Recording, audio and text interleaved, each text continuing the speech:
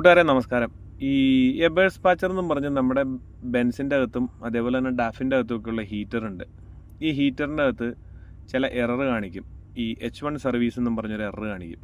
ആ എറർ നമുക്ക് മാറ്റാനായിട്ട് നമ്മളതിൻ്റെ എക്സോസ്റ്റും അതേപോലെ തന്നെ അതിൻ്റെ ഇൻലെറ്റും ഇൻലെറ്റ് വെൻറ്റും അടഞ്ഞിരിപ്പുണ്ടോ എന്ന് നോക്കുക.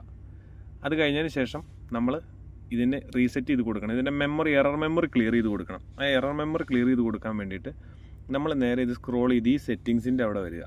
ഈ സെറ്റിങ്സ് ഓപ്പൺ ചെയ്യുക. അപ്പോൾ ഈ ടൈം അവിടെ മിന്നുന്നുണ്ടാവും. ആ ടൈം അവിടെ മിന്നുന്ന സമയത്ത് ഇവിടെ ഈ ബാക്കിലേക്കുള്ള റിട്ടേൺ ആരോ നമ്മൾ ലോങ് പ്രസ് ചെയ്ത് പിടിക്കുക.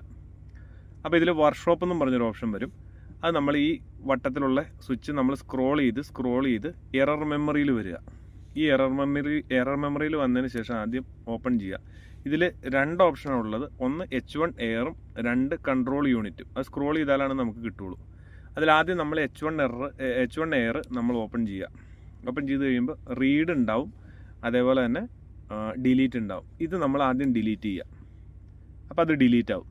ആ ഡിലീറ്റ് ആയിട്ട് നേരെ H1 എയറിൽ തന്നെ വരും. അന്നേരം ഒന്നുകൂടെ സ്ക്രോൾ ചെയ്യുക നമ്മൾ. അപ്പോൾ കൺട്രോൾ യൂണിറ്റ് വരും. അപ്പോൾ ആ കൺട്രോൾ യൂണിറ്റിൽ നമ്മൾ ഒന്ന് പ്രസ് ചെയ്യുക. അതിനും ഈ റീഡ് ഉണ്ടാവും. അത് നമ്മൾ സ്ക്രോൾ ചെയ്ത് ഡിലീറ്റിലേക്ക് കൊണ്ടുവരിക, ഡിലീറ്റ് ചെയ്യുക.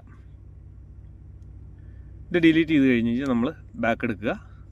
അത് കഴിഞ്ഞിട്ട് നമ്മൾ സ്ക്രോൾ ചെയ്ത് നേരെ നമ്മുടെ ഹീറ്ററിൻ്റെ പൊസിഷനിലേക്ക് പോവുക. അത് ഓൺ ചെയ്യുക. അത് ഓൺ ആയിക്കോളും.